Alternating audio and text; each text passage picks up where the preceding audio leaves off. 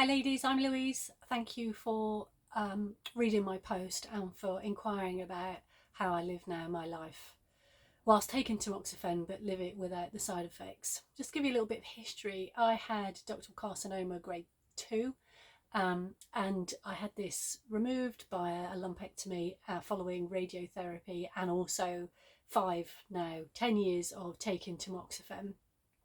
When I first recovered and I was first taking tamoxifen, my mood swings were horrific. I didn't really know who I was. I looked in the mirror and didn't recognise myself anymore. It really struggled to just be pleasant to people. I just couldn't stomach like really small talk. And I remember I was a manager at the time, and one of my team came into me and started to sob a little and say, "Oh, it's terrible, so and so didn't speak to me this morning and I'm really upset about it." And I remember sat there thinking, what? Are you kidding me? You're really talking to me about how upset you are that somebody didn't say hello and I've just come through cancer treatment. Jesus, it took all I had not to, well, yeah, not to say what was really on my mind. Anywho, also the fatigue was horrendous. I remember coming home from work and thinking, I'm just so tired. I need to eat or I need to sleep, but I don't have the energy to do both. So I chose sleep, so food. Then my diet went out of the window a little bit. I don't think I told you. So I was 40 when I was diagnosed, just about to turn 41. Fit, healthy, worked out, have a dog, walk loads, eat really well. I really love healthy food, so that wasn't a problem for me. I liked wine. I would drink wine probably a little bit more than average, if I'm honest, but not massively to excess. So yeah, I was really shocked when I got my diagnosis. Anyway, that's gone a bit kind of backwards. But yeah, really struggled, brain fog. So I worked in a charity and my job was to create products, fundraising products for the public to be able to get behind and support for a national charity. And I just couldn't think. Everywhere I looked it was a mixture between cotton wool and fog. Fog felt like you can't see, but cotton wool feels hard, like to get through. And that's how I explained it.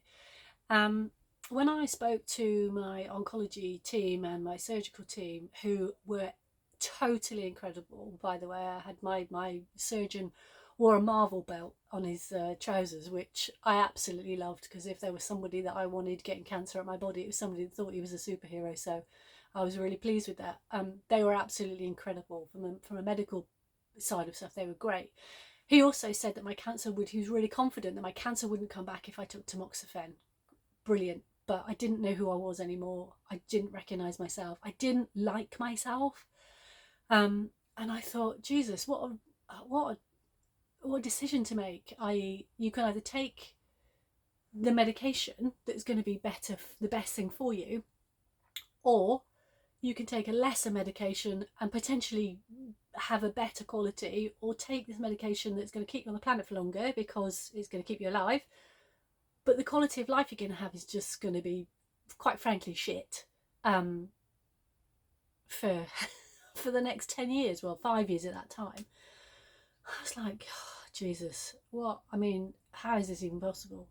So I started by dealing with the fatigue. So the fatigue was something that I couldn't even take my dog for a walk. I remember getting halfway around a normal route that I would go on, and I sat and I cried, and I didn't know I was going to get home. I physically didn't feel like I could put one foot in front of the other. Now, I'm someone I'd cycled the Rift Valley in Kenya. I've, cycled 350 miles over 5 days. I was a gymnast, so working out and working hard, and I used to train like 20 hours a week. So yeah, it came really, really hard to me. And I remember meeting up with a friend of mine, a friend's wife actually, the friend's husband I used to work with. I spent some time working in the ambulance service, and she is a chronic fatigue specialist physio in children. So I went and I had a walk with her, and she said, "How are you doing?" And I said, "Dreadful."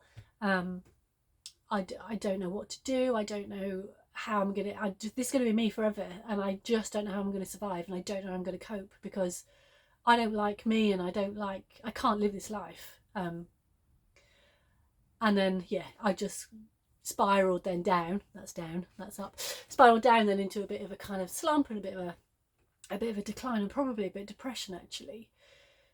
And then she said to me, okay, you know you're doing it all wrong, don't you? Yes, I'm aware it's not right. But because I was feeling all the normal side effects, I just thought it was normal, and that was what I had to live with.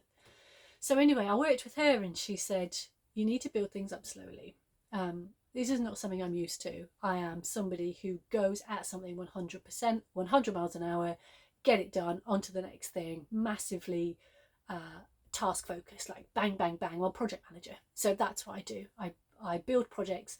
I work out how to get from start to finish, and how to, and what steps you need to do in between. So that's how I kind of approach my whole life. And this was a very, very different thing, because I needed to go right back to the start. And so I explained to her how I would have a really good day and I'd feel great. So I'd get up and I'd feel amazing, and then I'd do everything. I don't know if anyone can relate to this, but I would do everything I could in that day because I felt amazing. And then I'd spend 4 days in bed because I couldn't even get out. I couldn't even lift my head off the pillow.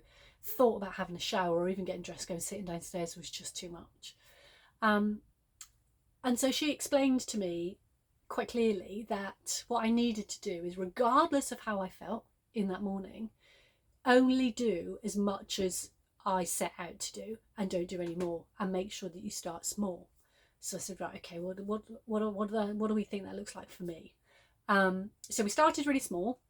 So I would go out for a 5-minute walk with my dog every day. I've got a cocker spaniel, so 5 minutes to him is like, come on, Mum, this is just a warm up. But yeah, this is what I had to do. So we went out for a 5-minute walk, and I did that for 2 weeks, irrespective. So I went for a 5-minute walk and I came back and I rested. And then I did that for 2 weeks. And then I built up then to a 10-minute walk for 2 weeks. I did that. And incrementally, I kept just building and building and building until I got to the point where I was then back up and running and being, well, not running because I don't like running. I love walking. Back up and walking hills and long distances. And I remember getting to the end of a 5-mile walk that I would do regularly with the dog 2 or 3 times a week. Being able to get to the end of that and feel like I've done it and feel incredible was amazing. So that was great from the physical perspective and the fatigue. It still didn't help with my mind and my clarity and that foggy feeling and that feeling like you're just trudging through treacle all the time. And you know it's in there, you just can't get to it because it's all hidden underneath this cotton wool. I'd always been a keen mover, so I like moving, so I like walking. I've always enjoyed yoga, but I haven't really practiced yoga properly, but I enjoy doing it. I like moving, so I like being upside down. I like getting myself into different positions, and then also using the breathing. And I've done yoga for probably about 5 years before this. But I was doing it as a physical exercise, and it wasn't until I actually joined a yoga teacher program and became a yoga teacher that then I started understanding more about the traditions of yoga and also the benefits of yoga, and come with that the benefits of the breath work and also the meditation.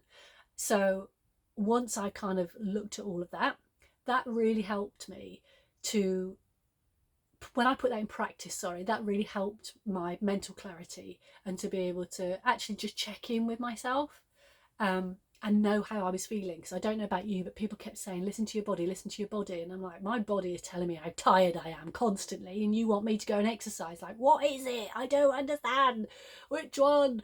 So I was getting really confused.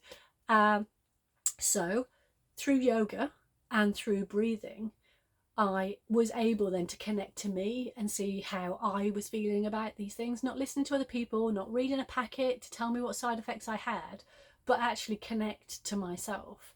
And I realised I was in quite a lot of anguish and quite a lot of pain, and there was quite a lot of an emotional trauma that I hadn't dealt with from the cancer diagnosis. So from that, I also then created a journaling exercise or program whereby I just wrote down how I felt all the time, and however I was feeling, and I would journal 5 minutes every day. And some of the things were really incredible. Some of the things that, like, when you put pen to paper, and I am old school, and I did use pencil and paper, stuff that was coming out I didn't even know was in there, and there was so much, just my body had been through so much, my head had been through so much emotionally, and mentally, that I just needed a reset. And I created this morning routine that I live by, and I absolutely love now. And I would never give it up, even when I give up tamoxifen. Hopefully in the next 5 years, I'm never going to give this up, because it absolutely sets me up for the day. And what I've realised is a lot of the side effects, or the inner kind of feelings, if you like, come a lot from not understanding how I felt and not acknowledging it, and actually trying to bury it. And I know, I don't know about you, but there were so many people that would say to me, oh, it'll be, come on, keep positive, stay positive, you need to be positive. And I just thought, you have no idea. Why don't you have this or been through this and see how bloody positive you feel? Because quite frankly, I don't feel like being bloody positive today. It's shit, and I'm all right about it being shit. And what I also learned is that other people find your pain really uncomfortable, and therefore they don't want to talk about it, and they don't want to be around you, and that's okay. Oops, sorry, that's my little dog. And that's okay, but that's not helpful for you. And I was just finding myself getting more angry. So the 4-step routine, that's four-step routine that I put together, and I do every single morning. And since then, I have complete mind clarity. I make good decisions. I have more energy than I had 10 years ago. I feel more sexy as a woman than I've ever felt. And again, that's without any estrogen. So you can have that. I hope that my routine helps other people. I don't know if it does. I really don't. I don't know if it just works for me. I believe that we're all individuals and we're all different, and we all need to find our way. But what I would like to do is offer you my way, to see if it gives you some relief, to then go find your way and build on it, and then just tweak it so it kind of works for you. And if it does work, I would really like to create it as a course and help more people that have to go through this horrible side effects after having such a horrific experience in the first place. So cancer itself is not great, but having to thought of having to live 10 years after in that state was just not something I was entertaining, and I had to find a way forward. So every morning I wake up, my first number one thing I do is I breathe, and I do yogic breathing. And yogic breathing is, I breathe in to a count of 4, I hold it for a count of 4, I breathe out for a count of 4, and then I hold it again for a count of 4. Now that's the first thing I do, and I do that for about 10 minutes every single morning.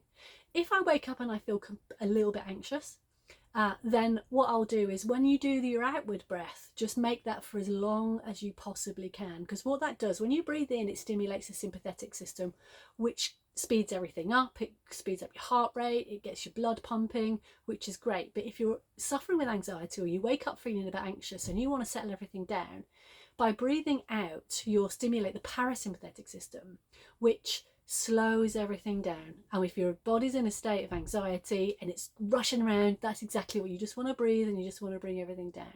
So that's my first thing. The second thing I do is a mindfulness meditation.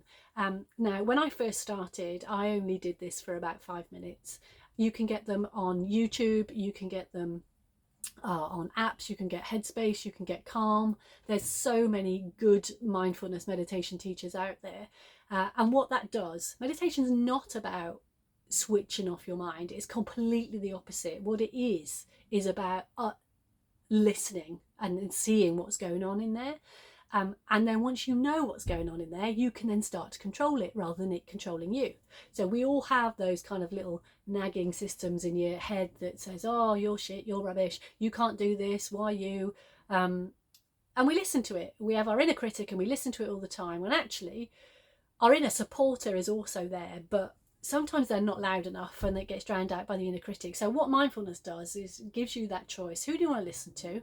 And how do you want to live that day, and who do you want to take advice from? Because my inner critic, I don't know about anybody else, but it's never led me to a good decision. It's never led me to being happy.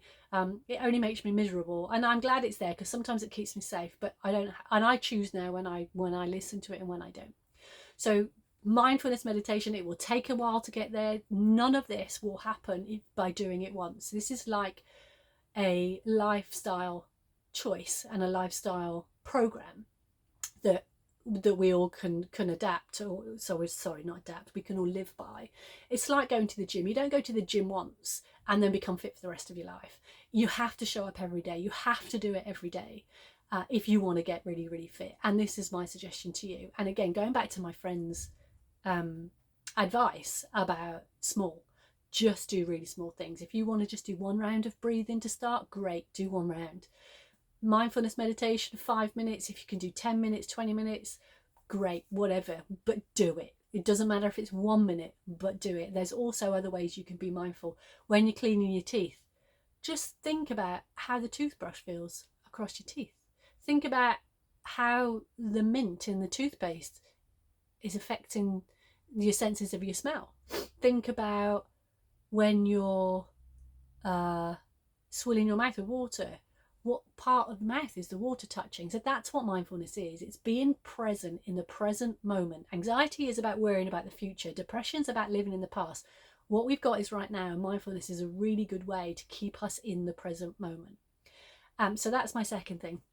My third one is journaling. So again, write stuff down, write how you're feeling. I do have a particular system that I use in my journaling now, and I make sure that when I'm journaling about how I'm feeling, before I finish my journal, I also have a look in there about what can I do to change that feeling and to change that thought right now, today, immediately. And then you end on that kind of positive. That's not to say that every day is positive. It's not, and it won't be, and you will feel rubbish. But if you do one thing to try and change that, acknowledge it, understand it. Okay, today I'm angry. Why am I angry? I'm really fucking angry because, sorry if you don't like swearing people, I'm really angry because so-and-so expects me, my family expect me to be good all the time and I'm not. Okay, cool. So what can you do about that? Okay, I can not be around my family. Yep. I could tell my family that's how I feel and see what they say, see what their response is. Yep, you could do that. I could watch something funny to cheer me up, whatever that'll be, and you will have your own things that you need to do and you like to do. So I journal for anywhere between 10 and 15 minutes every day. But again, when I just started with 5 minutes. And actually, if you just write 2 words, you have started. And that is the most important thing, is starting. And then my fourth thing that I do is exercise. Now I choose yoga. I walk and I choose yoga. Both are about connection for me. So yoga is about connection to me and understanding how I'm feeling in my body. And also some days I'm more flexible than others. Some days I can do yoga for half an hour and I feel incredible and I can get really deep into the poses and I use my breath work and it feels like I'm in flow and it's great. And other days I can get on that mat and it's just hard work. I can't, I'm stiff, I don't feel very strong, but actually I'm there and I've showed up, and that's the important thing. And yoga is not about touching your toes, it's about learning as you go down. It's what you learn on the journey, and that's one of the biggest takeaways I've had from this cancer, is it's a journey, and I've always raced to get to the end, always been one to race to get to the end, and actually what we've got is today and to enjoy the journey, and my life has changed because of that journey. So just as a recap, ladies, how I do it is I breathe, I meditate, I write down how I feel, and I make sure I move. And those 4 things keeps me, the breath work just keeps my body into a really nice calm state. The mindfulness helps me to create a nice space in my head and get that into a nice state and nice and peaceful. I can then access my feelings because they're not jumbled up in other stuff. and then I go and connect to either nature or myself. Now, it feels like a lot, and actually my morning routine now takes me about an hour to an hour and a half sometimes. Now, I've been doing this now for 2.5 years, so I've built that up over time. But when I first started, I did everything for a minute. So I did a breath work for a minute, I did mindfulness for a minute, I journaled for a minute, and I exercised for a minute. So that's 4 minutes a day. That's all it takes to start and to get your life into a place where it's going to be incredible for you, despite what you've been through and despite taking those hormone blockers. And you will then start feeling good about you. You will then start wanting to be around more people. You'll then start to feel more in control as well, and not having those like hot flushes and outbursts of anger when you really don't want them, but you've got no control over them. They just come. Well, actually, by doing this, you'll get control. And that's what I hope you get from this. Now, if you think this is helpful at all, and you would want to do any more, and you would like to join me in a seminar, or like it sounds really posh, it's not really a seminar, it's just a gathering, just get together whereby I can actually walk you through those steps. I can guide you through the breathing, I can guide you through some meditation, we can start doing our journals, and then we can do some really light yoga work as well. If you would like to do that, I would really love to have an opportunity to share what I do with you, because knowledge is wonderful. When we know what to do, knowledge is powerful. But it's only when you take action that things start to change. Knowing it is not enough. I know how to make a good dinner, I know how to bake a cake, but unless I do it, you're not ever going to get a cake.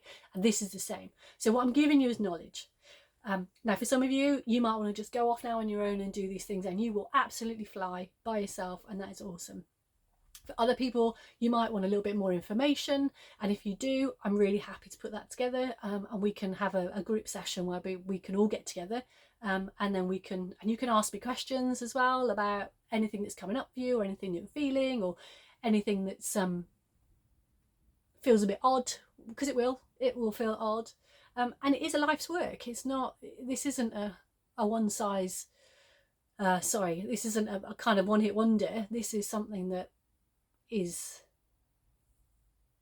going to be you, and changing your mindset and having a much deeper, meaningful, more fulfilled life. So I hope you have enjoyed what I've had to say. I'm sorry it's gone on.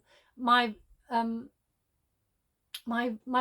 thought was to do about 5 minutes, but I've actually gone to about nearly 24 minutes. So I do apologise if I've taken up too much of your time, but I hope it's been useful, and I hope you're all well, ladies, and my heart goes out to all of you, because I think you are all absolutely incredible. You've been through the shittiest of shitty times, and you're still here, you're still showing up, and you're still wanting to make the best for you and your families and your life. So namaste, everybody.